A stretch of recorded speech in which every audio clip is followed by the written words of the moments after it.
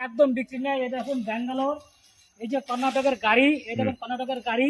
আমাদের শাড়ি একদম বিক্রি নেই। কলকাতাতে অভয়ার সঙ্গে কি হয়েছে না হয়েছে হাসপাতালে, তো আমাদের শাড়ি ব্যাঙ্গালোরে বিক্রি নেই।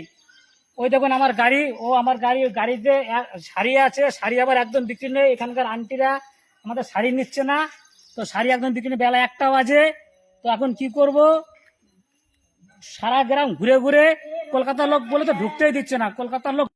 পশ্চিম বাংলাতে কি হয়েছে অভয় মেয়েটার সঙ্গে আমরা জানি না, কিন্তু পশ্চিম বাংলার লোক বা কলকাতার লোক বললে আমাদেরকে ব্যাঙ্গালোরে গ্রামে গ্রামে ঢুকতেই দিচ্ছে না।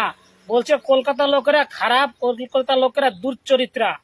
কলকাতার লোকেকে আমরা তো মেয়ে ছেলের কাছে মাল বিক্রি করি, এখানে মা মাসি আন্টি পিসিদের কাছে মাল বিক্রি করি, তো তারা তো মেয়ে ছেলে, তারা আমাদের দেখে ভয় পাচ্ছে। বলছে কলকাতার লোক বদমাস, কলকাতার লোক খারাপ, কলকাতার লোক দুর্চরিত্রা।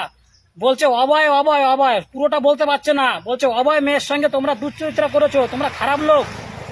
আমরা তো কলকাতা ছেড়ে চলে এসেছি, তো আমরা কলকাতার লোক বললে আমাদেরকে গ্রামে ঢুকতেও দিচ্ছে না, আমাদের মালও বিক্রি হচ্ছে না। বেলা এখন 1টা বাজে, পুরো ব্যাগ ভর্তি, এখন একটা শাড়িও বিক্রি করতে পারিনি। কলকাতা অভয় মেয়েটার সঙ্গে হাসপাতালে কি হয়েছে না হয়েছে আমরা জানি না, কিন্তু এখানকার লোকেরা সব জেনে গেছে, টিভিতে প্রচার হয়ে গেছে। তো আমাদের শাড়ি একদম বিক্রি হচ্ছে না। এখন কলকাতার সমস্যা তাড়াতাড়ি সমাধান করুন, তা না হলে আমাদেরকে আবার কলকাতায় ফিরে যেতে হবে।